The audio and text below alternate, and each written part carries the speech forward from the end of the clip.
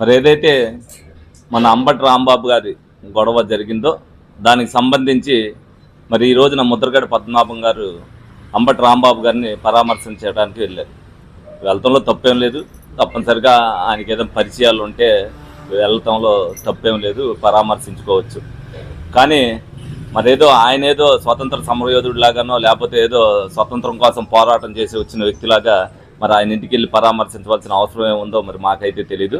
సరే, పరామర్శించిన తర్వాత మరి కులస్తులు కులం గురించి అంటే కాపు కులం గురించి మరి మాట్లాడటం జరిగింది. ఏదో తెలుగుదేశం పార్టీ ఆయన కుటుంబాన్ని అణిచేసిందంటే ఈయన మీద కూడా అక్రమ కేసులు పెడుతున్నారని చెప్పారు.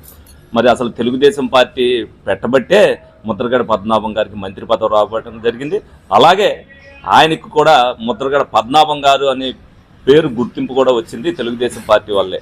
ఆయన అలిగి మానేసి వెళ్ళిపోయాడు. తర్వాత కాంగ్రెస్ పార్టీలో మళ్ళీ ఇందులో మినిస్టర్ చేశారు కాబట్టి అందులో మినిస్టర్ చేశారు. ఆ రోజున మినిస్టర్ చేసినప్పుడు మరి ఆయన బోర్డు పెట్టుకున్నాడు మినిస్టర్ ముందు, ఆయన కార్యాలయం ముందు, కాపులు ఎవరో కూడా కులం పేరు చెప్పుకుని నా దగ్గరికి రావద్దు అని చెప్పి. మరి ఆ రోజున మరి రాజకీయంలో ఉన్నప్పుడు అది మంచిదే, అలా పెట్టుకోవడం వల్ల మంచిదే.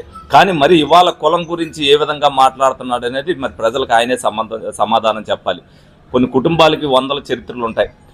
ఆ చరిత్రను పాడు చేసుకోకుండా ఉంటే ముద్రగడ పద్మనాభం గారు మంచిది. ఇప్పటికే చాలా ఆయన ముద్రగడ అన్నది పాడు చేసుకున్నారు.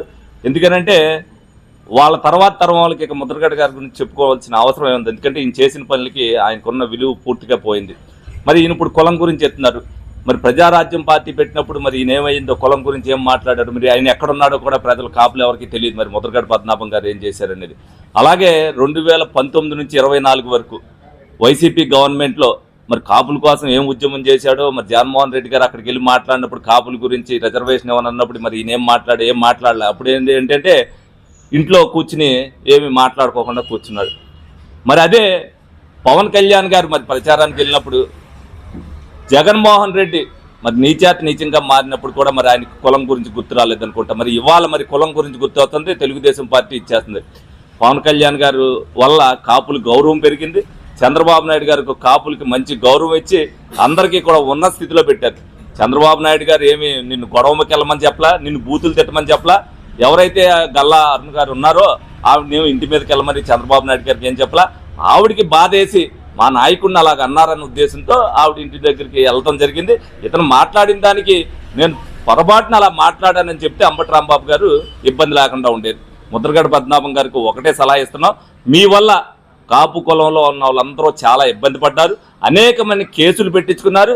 ఇవాళ కాపులు శుభ్రంగా ఉన్నారు. మీ వల్ల అన్యాయం అయిపోయిన కాపులు కూడా ఇవాళ కొద్ది సంతోషంగా ఏదో శుభ్రంగా బతుకుతున్నారు. మీరు ఆ బతికే విధానాన్ని కూడా పాడు చేయొద్దని చెప్పి కాపు కులస్తులుగా మేము కూడా చెప్తున్నాం. టీడీపీ తరఫున తప్పనిసరిగా ఏదైతే ఉన్నదో మీరు ఉన్నట్టు వాస్తవం మాట్లాడితే మీ గౌరవం కూడా పెరుగుద్ది. ఉన్న గౌరవాన్ని కూడా పాడు చేసుకోవద్దు.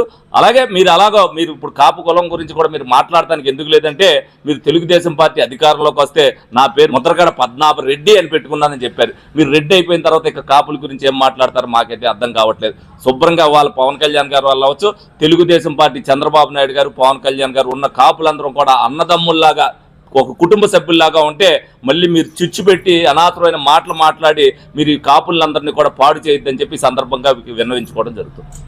మాట్లాడినప్పుడు ఒక టైంలో కాపులు తాగుబోతులు తిరిగిపోతులు అని మాట్లాడినప్పుడు ఈ ముద్రగడ పద్మనాభం గారు ఎందుకు కంజాయించలా? అంటే కాపులకు ఉన్న పరువును తీసేయడానికి కూడా వీళ్ళు సిద్ధపడ్డారా? ఎందుకంటే గౌరవంగా బతికే కాపుల్ని రోడ్డుకి ఇచ్చింది వీళ్ళు.